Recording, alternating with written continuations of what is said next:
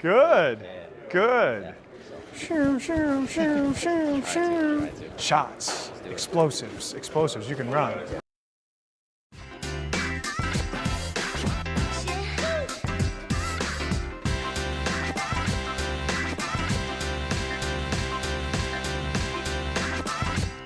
Shoo, shoo, shoo. Explosives. Speed. You're fast.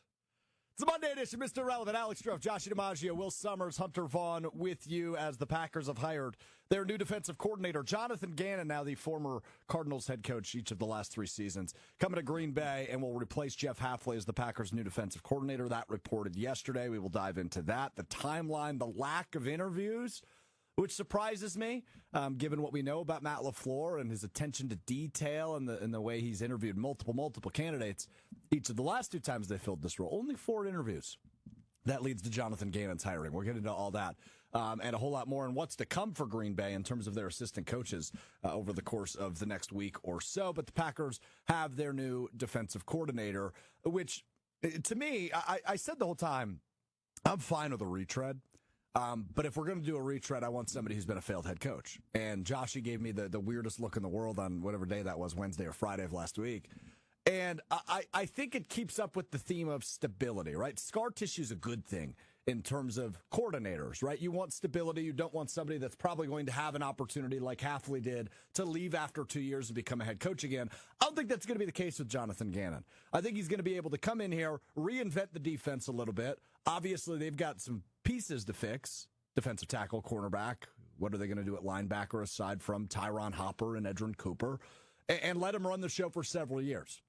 At least that's the idea in the hiring of Jonathan Gannon. But I think scar tissue is important. I think knowing why you failed is important. But it's a guy that's also been in front of the room, albeit unsuccessfully. And I think that's a good thing for Matt LaFleur as he continues to run the show and try to get to what we see the Seahawks and Patriots getting to, and that is the Super Bowl here in the next year or so in 2026. So Jonathan Gannon in as the new defensive coordinator. Joshy, your gut reaction? It's hard to be like super upset at the hiring. I am curious about the smoke we heard around Jim Leonard, then not even waiting until Jim Leonard was made available, which he is starting this morning. I'm confused by the imagined threat that it seems like the Harbaugh brothers were. I don't know if necessarily the guy they're hiring for DC makes them more coveted or not. It sort of does seem like this was Matt LaFleur's preferred choice. They did they did the 2-day interview, and then before Jim Leonard even became available, they ended up hiring him. It's hard to also base it on like his past experiences. They were not very good his first year, very good his second when he was DC in Philadelphia.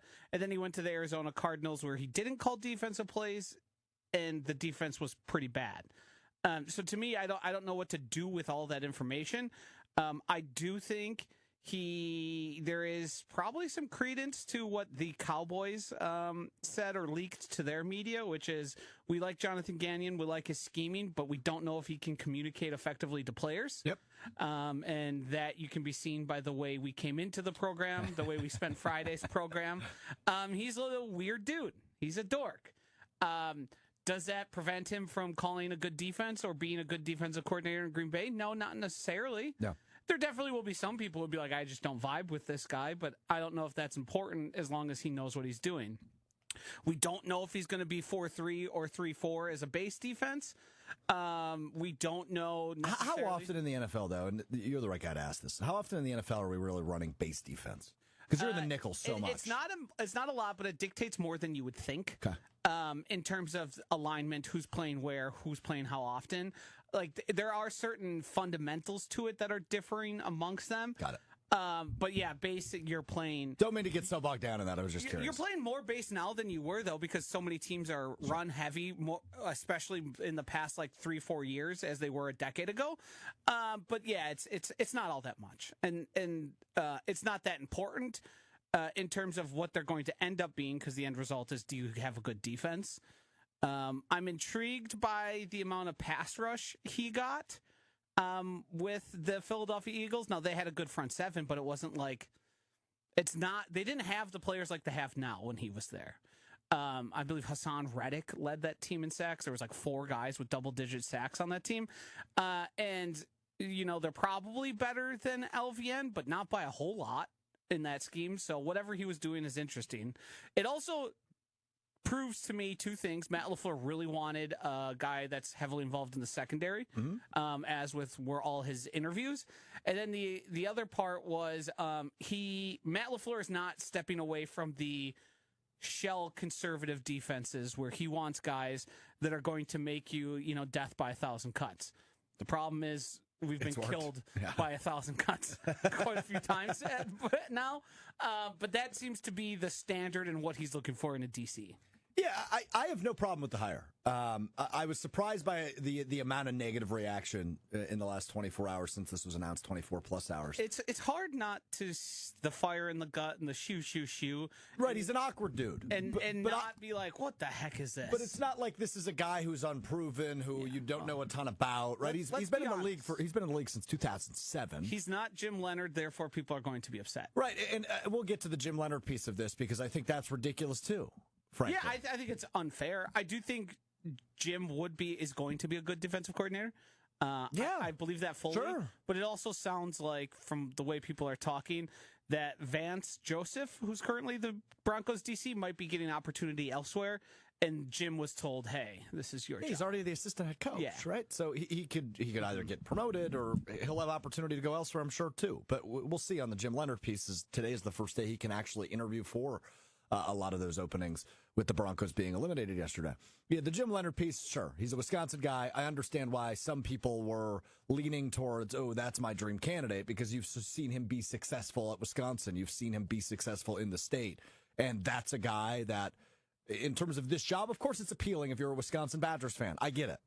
But I trust Matt LaFleur's decision-making to know, okay, it wasn't worth waiting. You needed to pounce on Gannon because you felt like he was the best candidate for the job.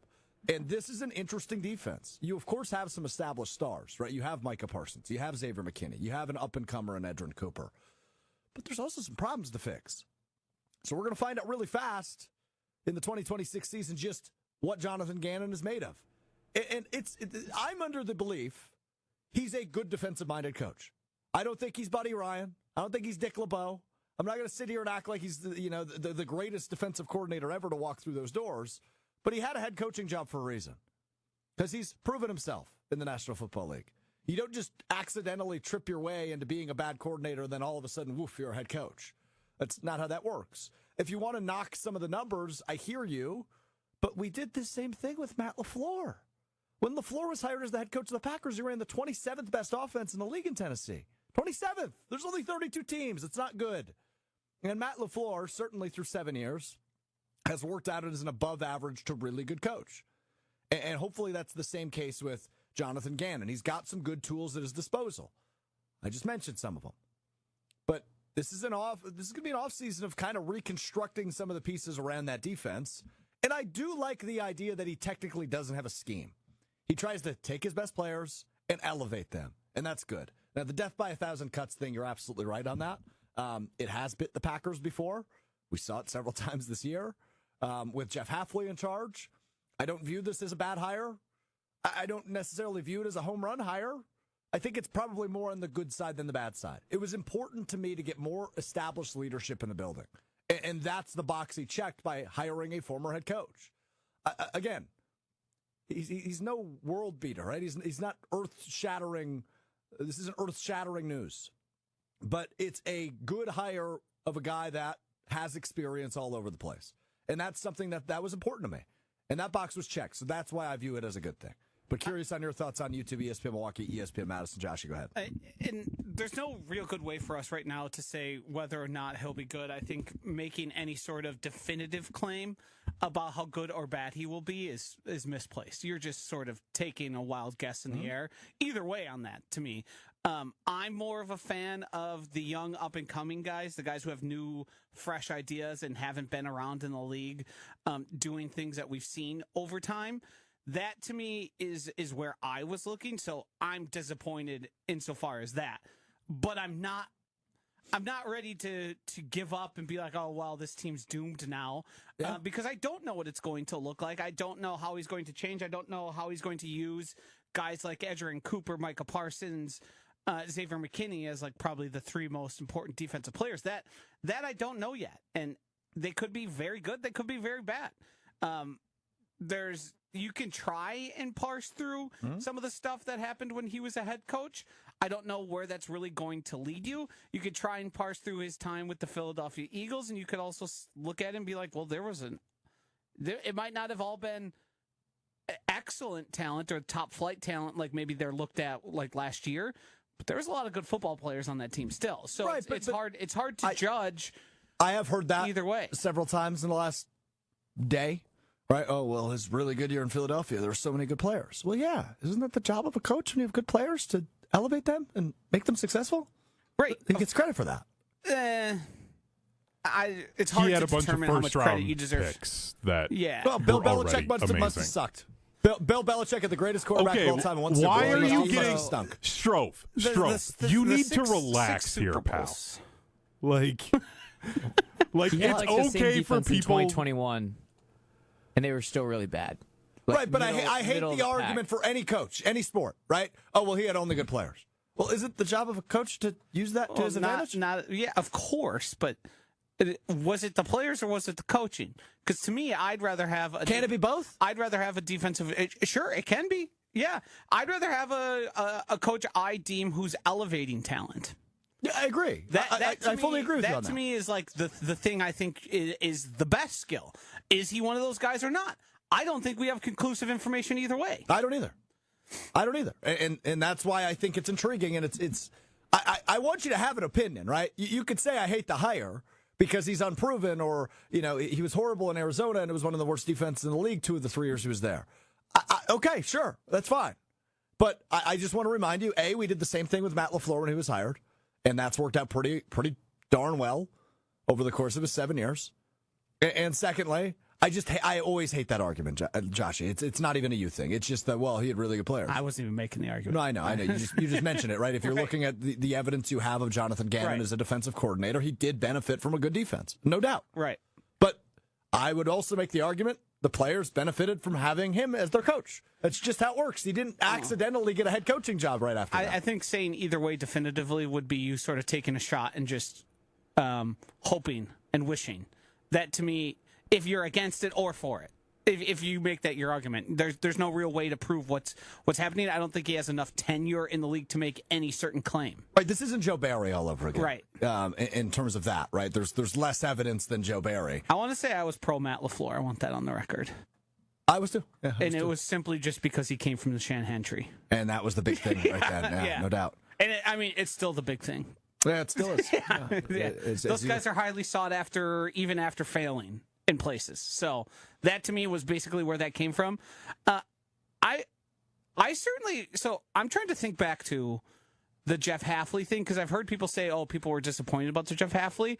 I don't really think people were. I'm sure there was some. There was some pushback, but I thought it's certainly louder this time around than it was last. Oh, for sure. Yeah, that to me is undeniable. I think it's because he was more unknown, and I think there's some fun. It's the old mystery box thing, right? Do you want a new car? Do you want the mystery box? The mystery box gives you. I don't really know Jeff Hafley. He's been a college coach. He wasn't very good at Boston College, but he's been in the league. He spent some time in San Francisco. Oh, okay. It's kind of a mystery box. Let's find out.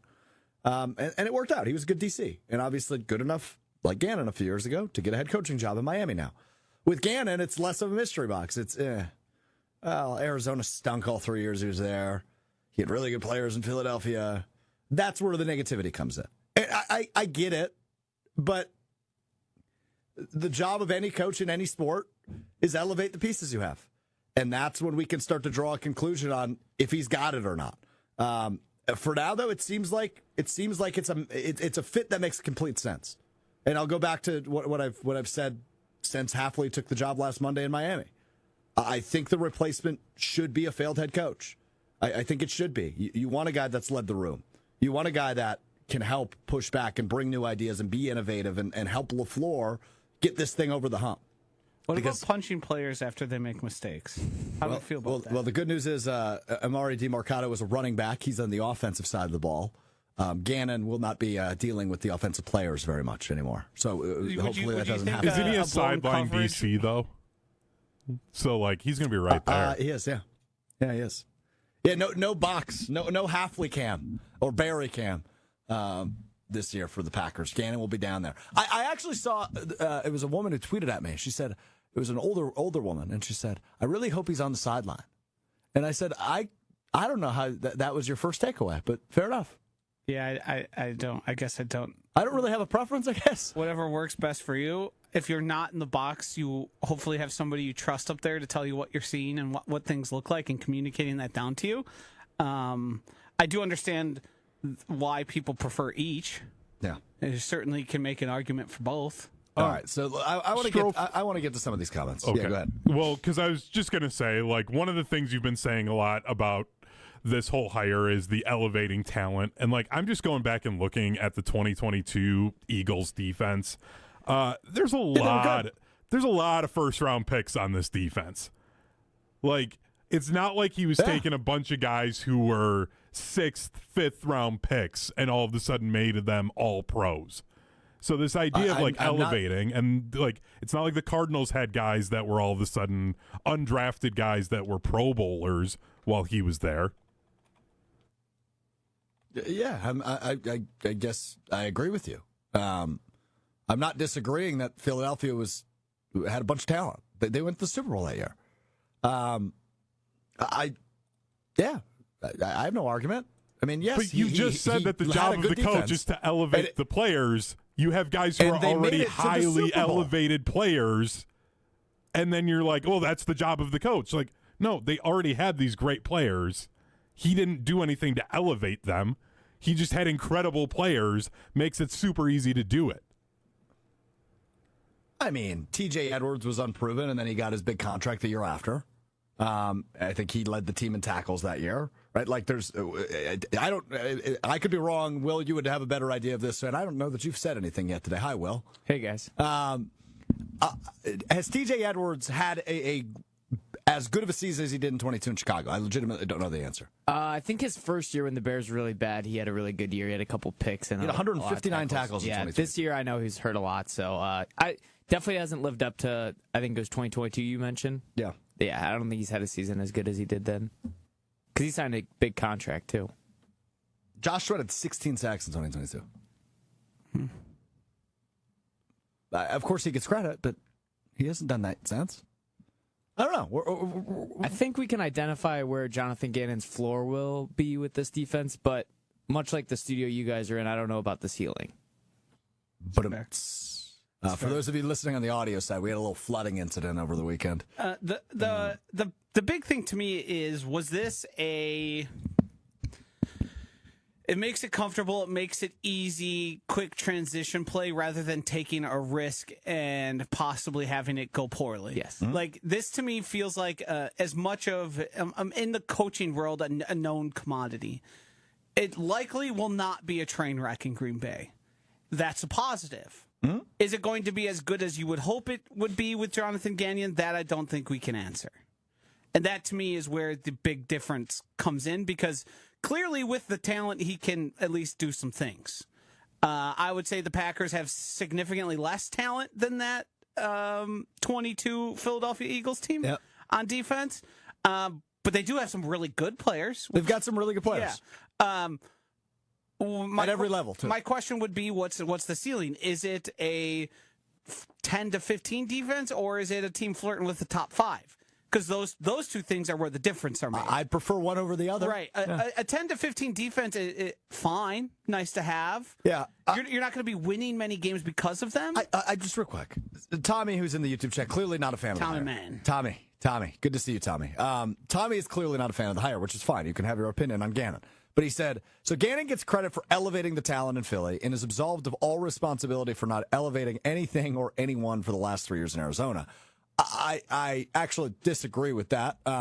He lost his job Thus why the Packers were able to hire him. So, of course, he's not absolved for what a train wreck Arizona was. He'd much rather be a head coach than the defensive coordinators for the Packers. Correct. Yeah. And he probably won't be a head coach again. And if he is, it won't be for a while because it didn't go well. But as life in the NFL goes, when you go back to where you started from, so when you go from head coach to defense coordinator, you can acknowledge the mistakes you made, which is why I wanted a failed head coach. He can help LaFleur. He's led from the front of the room before, and he's not anymore. I think that's a good thing. So we'll see what the on-the-field product looks like. But is him leading from the front of the room a good thing? No, that's why he got fired. Right, but obviously in the defensive meeting rooms when the whole defense meets, I would imagine the guy that's talking to them is the defensive coordinator. It was Jeff Hafley, very different presence. Very different presence. And then now it's Jonathan Gannon. Is he going to be doing fire in your gut and riding buses and shoo, shoo, shoo? I kind of hope so.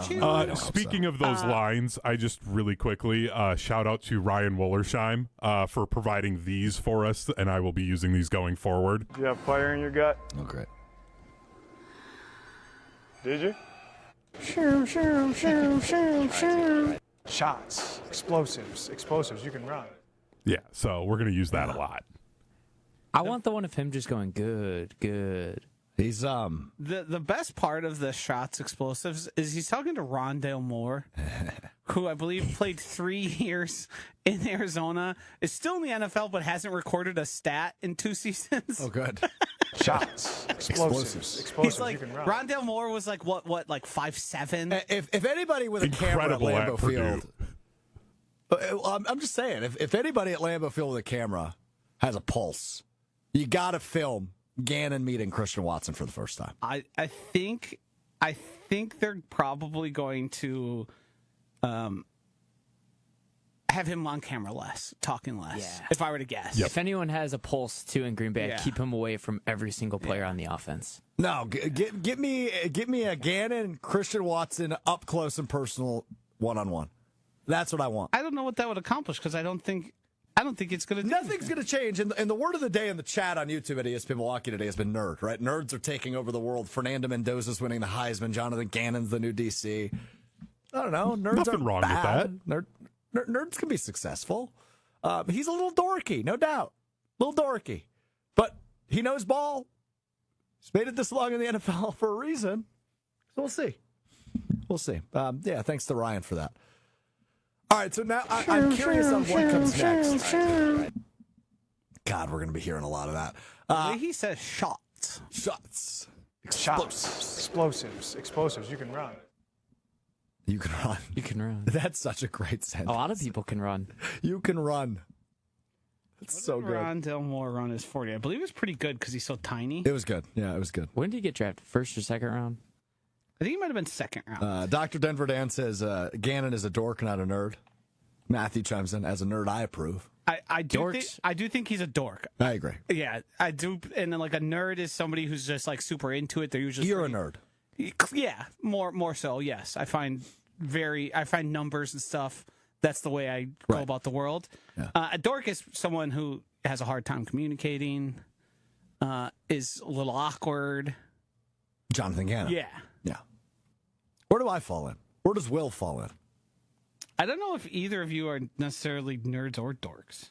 Yeah, I don't think everyone has to. We're just the man. Both of us. We're both the man. Good. You're a boy. Good. That one. That's a good one. That is a good one. All right. I want to get to this from Rob Domofsky this morning, who was really good with Joshy and company on Jen Gave and Chewy, which he joins every Monday through the Super Bowl. He was good. Yes, he was. He was asked about Adam Stenavich. And, well, he's still interviewing or in discussion with the Tennessee Titans about their offensive coordinator vacancy. And I thought this back and forth was really interesting and shed a little light on what to expect for the rest of the week for the Packers, as Adam Stenavich could or could not be back in Green Bay. Here's Rob Domofsky this morning on JGC. Every time I've asked people over there about the coaching staff, the answer is that LaFleur is still, quote, working through it. Steno's interviewing. Where's he interviewing? Tennessee. Offensive coordinator. Tennessee. Yeah, I mean, it's very possible that could be in the works. And then the question becomes, does LaFleur promote, a Jason Vrabel to offensive coordinator, or does he go outside? The hope would be go outside, first off. But secondly, I'm really intrigued to see what happens with Steno. I think it's what Andy Reid did with Nagy. Silent firing. Yeah, either he gets the job or he's fired. Another job, I should say. Do you think so? Yeah, it certainly seems like it's trending that way. The one thing I hope they don't do is like the significant coaching change they're talking about is firing Luke Butkus, and then the rest stays the same, because I do think there's also a change coming there. But I don't know how they're viewing like coaching changes and. Yeah, so the interesting part is, and I would imagine even maybe today or tomorrow we'll get some more information on who Hafley's plucking. Because Rob also said on your show that yesterday was supposed to be the Hafley-LaFleur meeting. I would imagine this from the defense. Yeah, just the defense. Yes, just the defense. But think about, I'm not going to put names to this by any means, but think about the linebackers coach or an assistant that can be elevated to a position coach. I'd be surprised if it's the linebackers coach. I was just throwing out a random position, Joshy. Ainsley, Covington. Yeah. Those seem possibilities. Yeah, DeMarcus Covington was interviewing for some DC jobs, but obviously they haven't hired one there, have they? They have not. No. He's calling the defense. I watched a lot of Hafley interviews over the weekend. I didn't tell you this. I'm going to miss that guy. You're busy, it seems. I was very busy, yes. Friday night, dude, I watched his introductory press conference with John Eric Sullivan. I watched he was on the Rich Eisen show. That's all they were doing. Which I thought that interview was really intriguing with him and Rich on ESPN Radio. So, yeah, I don't know. Hafley, just good dude. We're going to miss him around here. You learn ball when you listen to him speak. But Jonathan Gannon will replace him. Now, the thing I'm hung up on is what happens next, and that is ultimately, A, which assistants follow Hafley to Miami, and B, is there an offensive change coming? And you seem pretty firm that the answer is going to be yes to that. It seems like it with all the information I'm given. Now, granted, I left Friday with the information that the Packers really wanted to hire and at least interview Jim Leonhard, and that was incorrect. I'm just going off of what we've got here, and the idea that after how we saw the Packers end to the hated rival, blowing a lead and it being like an embarrassing, potentially franchise-changing loss, for then to be the only change be the DC that was hired as a head coach, that to me feels like a level of stasis in a way to sort of not improve from what we saw last year. So Adam Stenavich interviewing with the Titans today, as is Cliff Kingsbury for their offensive coordinator job. Yeah, I mean, I'm assuming he's got a good chance to get it. He worked with Robert Saleh for 2 years in San Francisco prior to his arrival in Green Bay, and obviously will be a play caller in Tennessee with a defensive head coach, something he hasn't been able to do in Green Bay. So it's a good opportunity for him. But the other part that I find a little odd about this, and Joshy, this goes back to your nerdyism, your nerdness. I don't know what the word would be there. So is this viewed as a promotion? Yes. So they do not need to request permission? I do not believe so. Okay, because I haven't seen anything on they've asked permission, the Packers approved or anything. Yeah, I believe it because it's a meaningful change in the degree of job. And even if it's requesting permission, I don't think Matt LaFleur would say no. Because I think denying those types of opportunities, especially knowing that they're not calling plays here, makes it really hard for other guys to agree to come to Green Bay. Like, you sort of have to play the game, and I think that's why if they're moving on from Stenavich, they haven't fired him yet. Because the last thing you want to do is somebody going out applying for a job after just being fired. Like, if you can prevent that, you should do that. Because guys around the league will pay attention. All right, so if the Packers are going to replace their offensive coordinator, which you and I are both in agreement on, I think that will happen. Yes. And it seems like Bisaccia will stay the same, but 2 of 3 coordinator change, that I view that as a positive. I want another failed head coach. That's hard to imagine. I think you have to look for like an up-and-comer. What about like a Brian Callahan? No, thanks. Dable?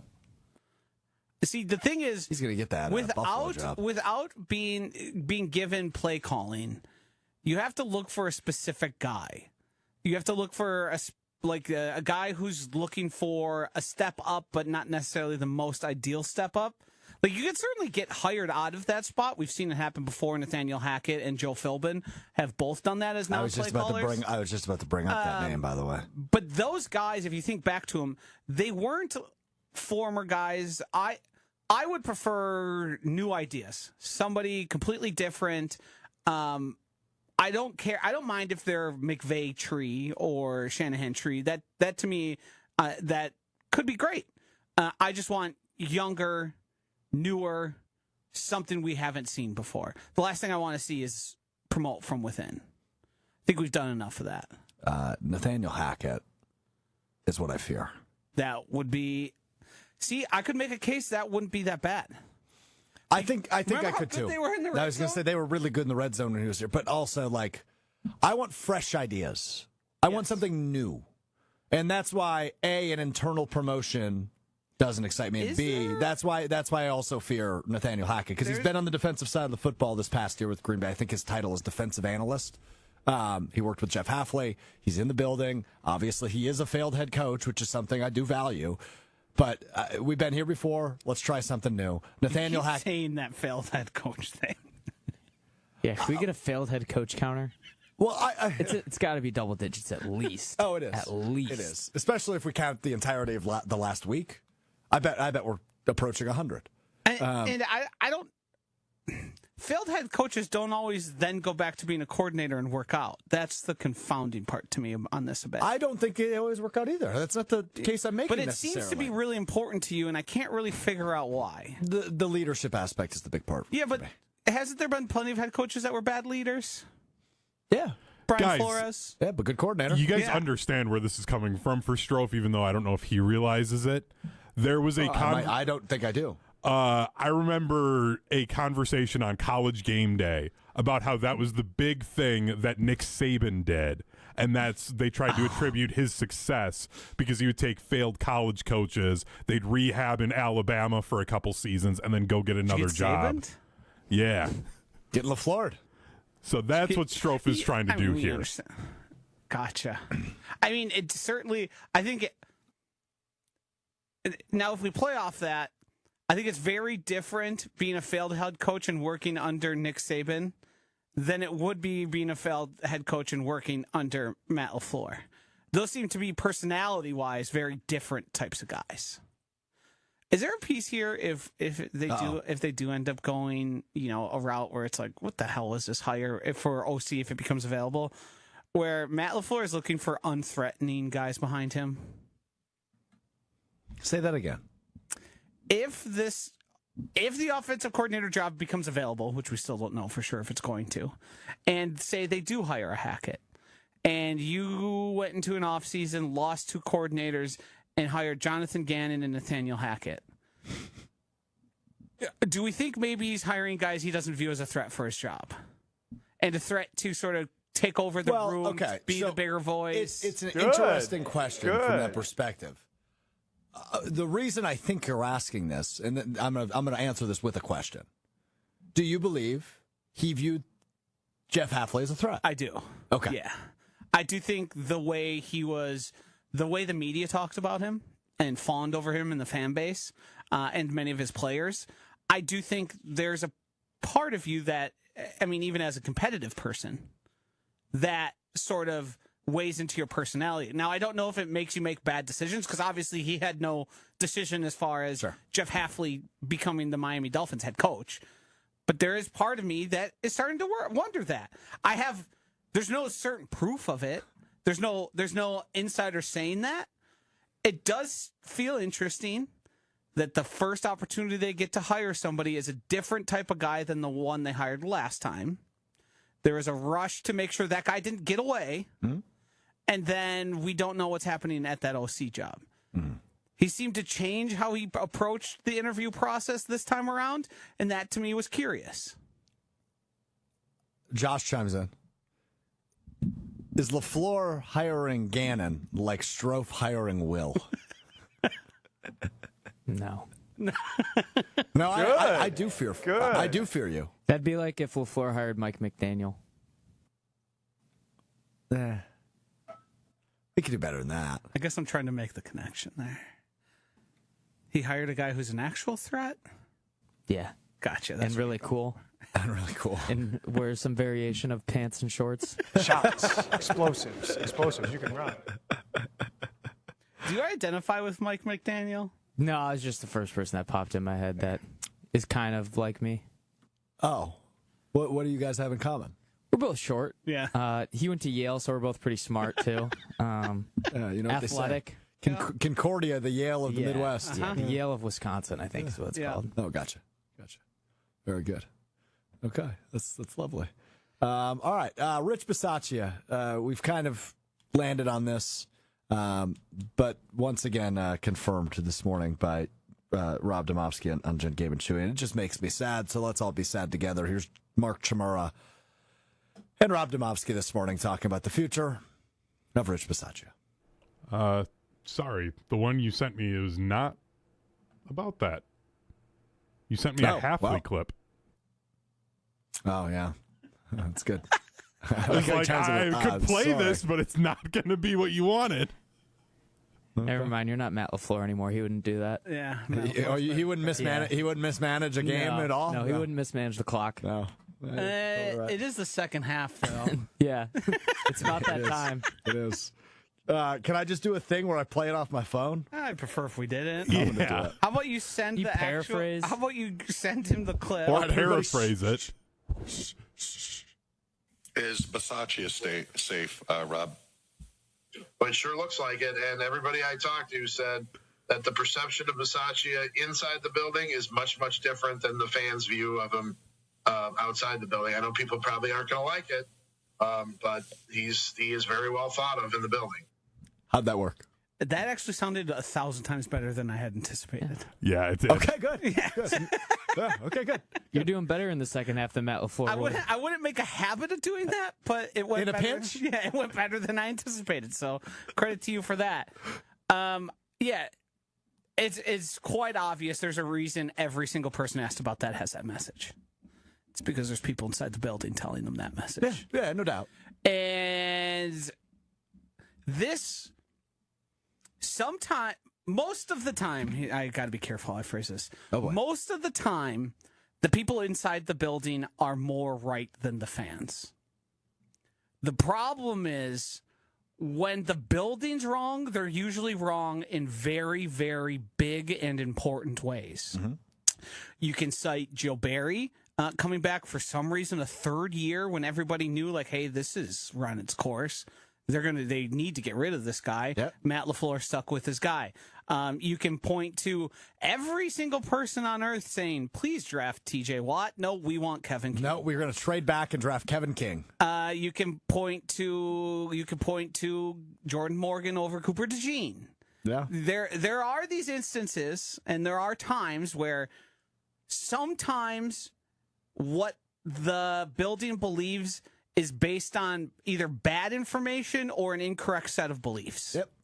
Or incorrect information, right? Yeah, and I don't deny that players really like Rich Bisaccia. I don't deny that Matt LaFleur thinks he's an important part of the culture.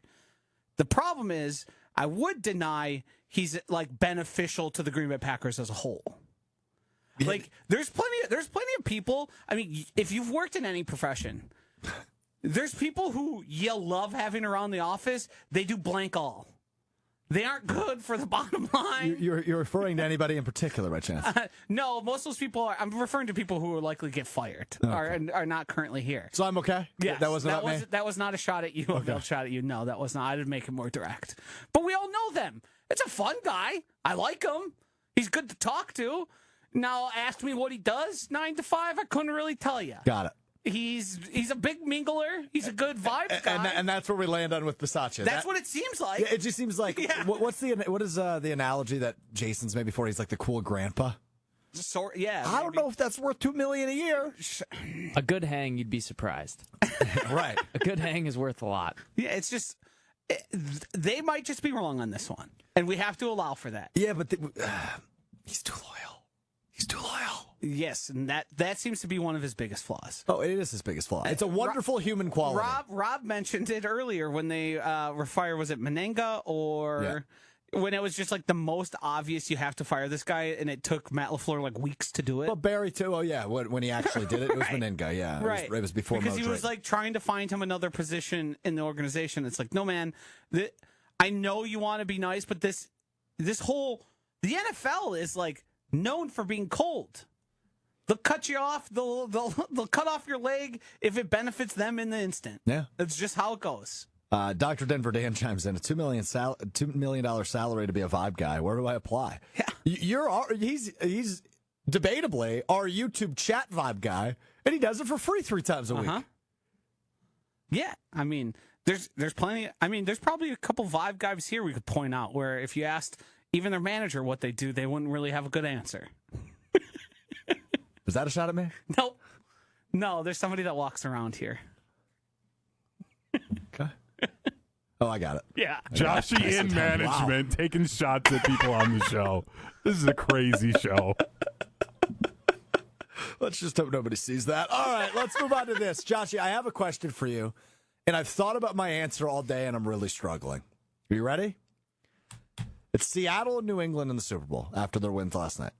Okay, so that will be your Super Bowl 60 matchup. What do the Green Bay Packers have that is as good as either of those teams, or better? Quarterback. The quarterback is better than Drake May and Sam Darnold. I don't know. Well, the numbers would tell us Drake May was better this season, but I don't think one individual season, especially for a second year quarterback, is necessarily going to be the entirety of his future. But I do think Sam Darnold answered the question we were all begging him to answer of, is he going to be that good?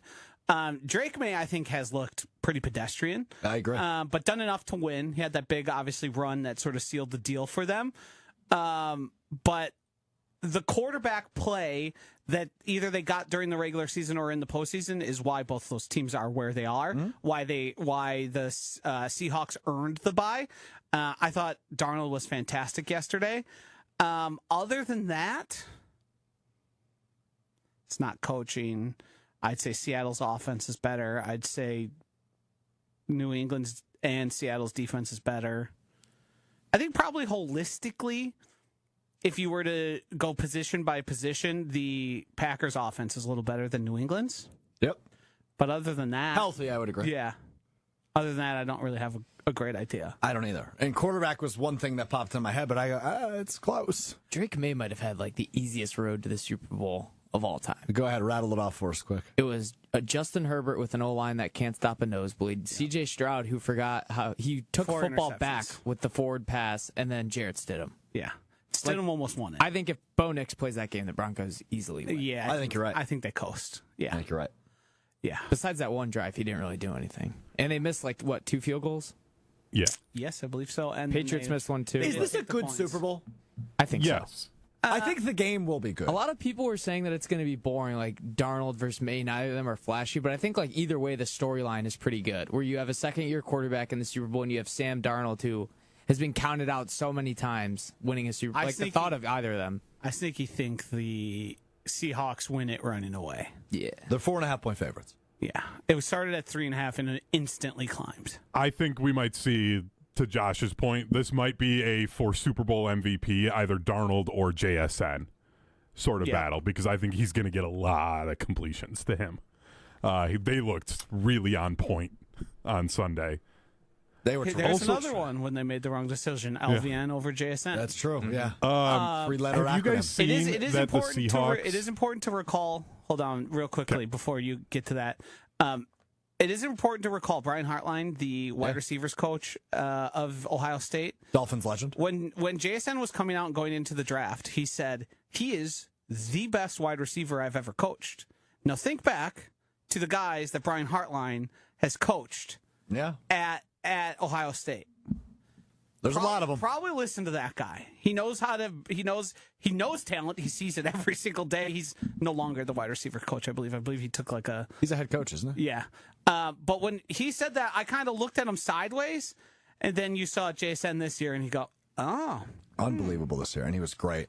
It's crazy what Shane Hunter, Waldron. what did you have to say? Sorry, I cut you off. So this I just thought was wild. The Seattle Seahawks in the 21st century, when a new pope has been elected that year, the next year the Seahawks are the 1 seed and win the Super Bowl. 2005, Pope Benedict XVI elected, Seahawks win the Super Bowl. Or go to the Super Bowl. 2013, I was going to say they lost that Super Bowl to Pittsburgh. Yeah. 2013, Pope Francis elected. They went to the Super Bowl. 2015, now Pope Leo, and they're in the Super Bowl. All 3 times they were the 1 seed as well. So. Wow. Will thought he had the Pope on his side for the Bears. Little did he know I still the think we Seahawks. do. Yep. Turns out And Giuseppe God, Joseph- big Seahawks guy. Giuseppe Joseph chimes in with this one. Here's a gut punch. It's Elliott Wolf versus John Schneider. We talked about it this morning. Yep. And Jen gave me chewy.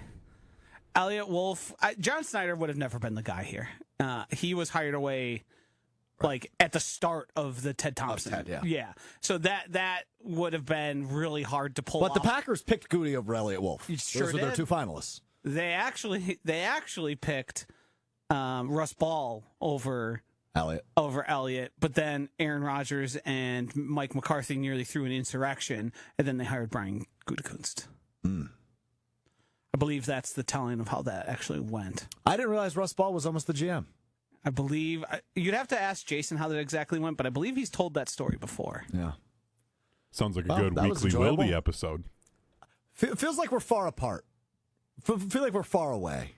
Like physically? Like the Green Bay Packers to the Super Bowl. Like Sure, it does. A little bit of a gut punch. Last we saw them, they gave Now, up a historic.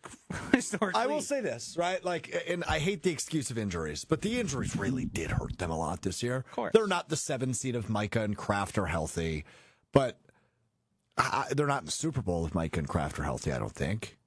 They might have been in the NFC Championship game, and they might get there next year, but they need some things to go their way this offseason, man. Without a first-round pick on top of that, they've got some hard decisions to make in terms of the cap and who they bring back and who they don't. I think a healthy team gets to the NFC Championship game. Do they beat the Seahawks? I have my doubts. Agreed. I definitely think they would have. I think they would have played the Seahawks probably better. I think they have a better chance than the Rams did. The Rams looked. Sure, things didn't go their way. The punt return or just falling backwards, that was a tough look. But hey, if there's a team that's going to recreate special teams miscues, it's your Green Bay Packers. It's true. Yeah, I saw a stat on EPA. Yeah. It was Shanahan, McVay, and LaFleur since I think 2020. Yeah, Like just unbelievably the bottom 3 teams. Well, McVay and LaFleur were worse than the next highest by about 100. Yeah. And then it was, third place was Shanahan. Third to last place. Yeah. Ranking 30th in the league. Yeah. Those guys just not their gig. Special teams is not their thing for whatever reason. Offense, a little bit better than that. Special teams. Yeah, though, I would bet if you took those same things and went EPA on offense for head coaches, it might be directly. They might be the top inverse. 3. Yeah. They might be the top 3 since 2020. But anyway. All right, let's get to what we missed and what we learned. I know there was a what we missed / learned. We have a word today. 2. We have 2 words today. 2 words. Oh boy. So Will after a big weekend is learning a lot today. Let's go. We also learned me and Josh had a lot of fun over the weekend in his bet, and we forgot to document it because we had so much fun. Yeah, my Is phone what? stopped working. He's paying up his picks bet with me this weekend. You guys are so full of it. And we had so much fun that We we had a forgot great to tell time. you guys. I was with you. I was in the sauna. Yeah, we It were was nuts. Yeah, we were saunaing, Sauna ice boys. bathing. That's our new thing. Yeah, sauna boys. All right. You guys are watching the Royal Rumble together this weekend, is my understanding. Nope. The Royal Rumble. The Royal Rumble's this weekend. Or the Grammys, that's on Sunday. We got big plans. What are your big plans? Going to Will's. Nah, I got a birthday party. Why'd you guys lie to me? What do you mean? What was that? Why'd you just do that? We didn't Yeah. lie. You haven't paid off your bet yet. That was What do you mean me? yeah. We were just telling you how our weekend was. You guys weren't together. I was with Will. Not When? the whole weekend. We were together on Friday. For an hour? Yeah. Yeah. And then Saturday I called you, Yeah. and you were not with Josh. How do you know? Yeah, maybe we just didn't tell you. Maybe we were keeping a little secret. Secret squirrels. Secret squirrels. Secret sauna boys. Oh, yeah, very good. All right, what do you got? We got Static or stasis, sorry. Stasis. Which I think means static or being static. It's a period of unmoving. A period or state of inactivity or equilibrium. Jonathan Gannon's defense have entered a state of stasis after making a Super Bowl in 2022. Joshy, what's the ruling on that? It could be true, but the facts of it would make it incorrect. Yeah. Not going to count that one. But if we're testing him on using the word correctly, I think we're mostly there. Okay, great. What's the second Wait, word? play the good. What's the second word? Good. Insurrection? You don't know what an insurrection is? Well, come on. I feel like that's like, all right. I think of the word resurrection. Is it like a rebellion? Yeah. Rebelling against? Okay. I don't know if how you got there was correct, but yes. There was infamously something that Jonathan happened. Gannon had an insurrection against his running back on the sideline. No. Because he's the Violent rebellion? No, but he's the Gannon would be the leader. Yeah, so he it's would be- people the rising. The defense may lead an insurrection after one of his leadership speeches. You should Google insurrection Good. and Good. I don't know, the Capitol. Yeah, and like See if 20 days ago. Oh. Exactly 20 days ago. Good. Good. You might have heard of it. You might have seen that in the news. Also, Shadur Sanders to the Pro Bowl. I was actually about to bring that up. Shador's going to the Pro Bowl for Drake May. Can we just retire the Pro Bowl? It's a good swap. I think Dude, there for needs flag to be football, like he's going to be awesome. I think there actually needs to be like a removal of any incentives being attached to it. Like that to me is like a must. Yeah. Like to have it involved in contracts or whatever whatsoever. I mean, he very well might have been the 16th option for starting quarterback in the AFC. Oh, dude. Yeah, he was like 41st out of 42nd. 16th is a compliment. Well, I'm saying 16th because there's only 16 starters. Like he I know. had to be the last. I'd put Snoop Huntley above him. 100%. I'd put Joe Flacco above him. Yeah. And like I guess you really can't give it to a backup. That seems particularly offensive. I'd put Davis Mills ahead of him. Yeah, I would too. It's just what are we like this feel now there's been some funny ones throughout the history. Snoop Huntley. Yes. This one Rashawn Gary last year. This one, like, we know how bad he was. It's not a secret. But he also, from a PR type thing, it might be wise because there's so many fans. Sure. So you're saying maybe Shadur Sanders will revive the Pro Bowl. No, I'm saying maybe you get a couple dozen more eyes to watch Shadur and people to talk about it. That to me is the best case you can make. I will now confirm not be watching this. There was a small chance I was going to watch. This is what did it. The Pro Bowl has lost all of its credence. I don't remember Nice the word. last time I watched the Pro Bowl. It has the Packers literally don't been have a single years. Pro Bowler. Oh, Micah Parsons is a Pro Bowler, I guess, but he obviously can't play. And I mean, let's be honest, Jordan Love would be one if he were to accept it. He's not far down the list. The three are, Sam Darnold's going to need to be replaced. Yes. But Matt Stafford and Dak Prescott are the other two. It's a lot of Seahawks on here, so maybe somebody else will get the call. But Caleb. Yeah, I think he has X amount of Pro Bowls. We can throw that away. Doesn't mean it just kind of makes me sad. And the thing also is, I also think the people determining the Pro Bowl, I don't think they're that serious about it. I don't think they pay all that much attention. No. What gives that away?